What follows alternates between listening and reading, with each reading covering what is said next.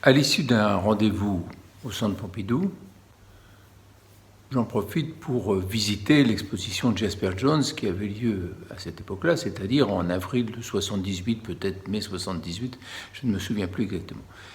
Dans la salle, ou dans les salles, je rencontre 4 personnes qui ont l'air un peu égarées, qui s'adressent à moi pour savoir si elles pourraient voir d'autres choses. Et je leur dis que ce n'est pas possible puisque le centre est fermé au public. Tout en discutant, nous visitons l'exposition Jasper Johns et ils me demandent qui je suis, car ils pensent que peut-être que je suis un conservateur du musée. Pas du tout, je suis un artiste et ça les intéresse, ça les intrigue, ils voudraient venir voir mon atelier et c'est ce qu'ils font dans l'après-midi. Là, ils décident de m'acheter un tableau. Je ne m'y attendais pas du tout. Ils me demandent de le préparer pour qu'ils puissent l'emporter aux États-Unis. Ce tableau, je le roule, je leur livre le soir même à l'hôtel Meurice et ils partent avec. Moi, je réalise à ce moment-là que je n'ai aucune photo du tableau. Bon, je n'en obtiens pas, je perds un peu le contact avec eux et voilà, le tableau disparaît pendant quelques décennies. Alors ce tableau, il appartient à une série qui s'appelle Le Musée dans la rue, qui sont des tableaux représentant des personnes regardant des panneaux électoraux.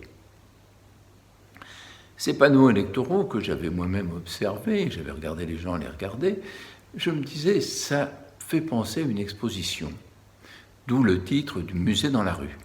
Une exposition où chacun, suivant ses goûts, ses aspirations, ses idées, choisit et finalement vote ou achète ou adhère à une œuvre pour des raisons là politiques et pour dans d'autres cas esthétiques et peut-être qu'elles se mêlent bien souvent.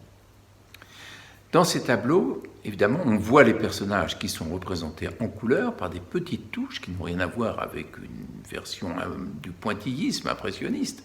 Non, il s'agit pour moi de fragmenter les couleurs pour leur donner de la vie, de l'autonomie, surtout qu'elles ne représentent plus rien, qu'elles soient juste comme des molécules qui bougent là, comme ça, de la vie.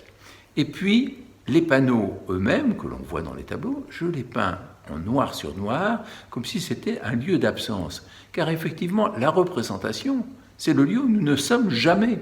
C'est toujours quelqu'un qui nous représente, que ce soit notre représentant député ou autre, ou que ce soit notre représentation, le tableau qui nous représente ou qui représente quelque chose.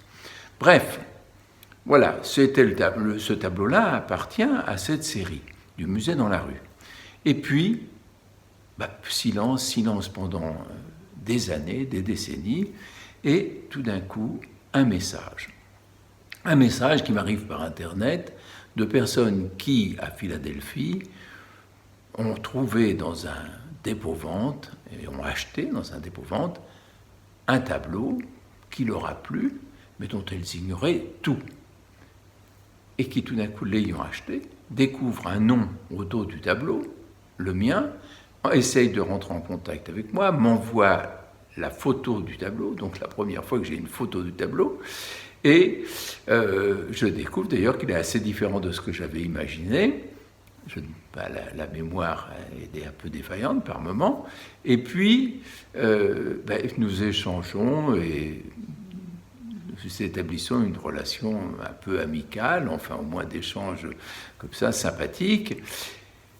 Et je sais maintenant que le tableau sera bien gardé, qu'il va être conservé, qu'elles sont heureuses de l'avoir, tout comme moi je suis heureux de savoir que le tableau a un vrai propriétaire ou de vrais propriétaires.